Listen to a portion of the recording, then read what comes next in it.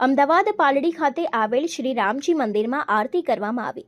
મોટી સંખ્યામાં ભાવિ ભક્તો આરતીમાં જોડાયા હતા। આવતીકાલે અયોધ્યામાં ભગવાન શ્રી રામની જ્યારે પ્રાણ પ્રતિષ્ઠા થવા જઈ રહી છે ત્યારે સમગ્ર ભારતના મંદિરોમાં આરતી પૂજા અને ભક્તોની ભીડ જોવા મળશે। સમગ્ર વિસ્તારમાં તેમજ ભારતમાં એક અનોખો ઉત્સાહ જોવા મળી રહ્યો છે। લોકોનું એવું માનવું છે કે સ્વયં પ્રભુ શ્રી રામ અયોધ્યા પાછા ફરી રહ્યા છે।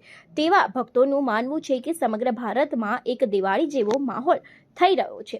આપણા ભારતમાં વડાપ્રધાન શ્રી નરેન્દ્રભાઈ મોદીના વરદ હસ્તે મૂર્તિની પ્રાણ પ્રતિષ્ઠા કરવામાં આવશે। ભારતના સમગ્ર હિન્દુ ધર્મના લોકો આમાં જોડાશે। કાલે 22 જાન્યુઆરીના રોજ પ્રભુ શ્રી રામની પ્રાણ પ્રતિષ્ઠા નિમિત્તે અમે અમારી જાતને સૌભાગ્ય માનીએ છીએ કે અમે આ એક ઉત્સવમાં એના એક ભાગીદાર બનીએ છીએ। જય શ્રી રામ। 22 જાન્યુઆરી અયોધ્યા ખાતે શ્રી રામ મંદિરની પ્રાણ પ્રતિષ્ઠા સંદર્ભે આપણે અહીંયા અમદાવાદમાં ભઠ્ઠા ખાતે કૌશલેન્દ્ર મઠની અંદર એક સરસ આયોજન થયું છે। હાલમાં અત્યારે રવિવારે ચાલી રહ્યું છે ડેન્ટલનો કાર્યક્રમ અને આવતીકાલે પ્રાણ પ્રતિષ્ઠા નિમિત્તે આવતીકાલે સરસ મજાનું એક આયોજન કરવામાં આવેલું છે। તો સર્વે ભક્તોને પધારવા વિનંતી છે। ખૂબ ખૂબ આભાર।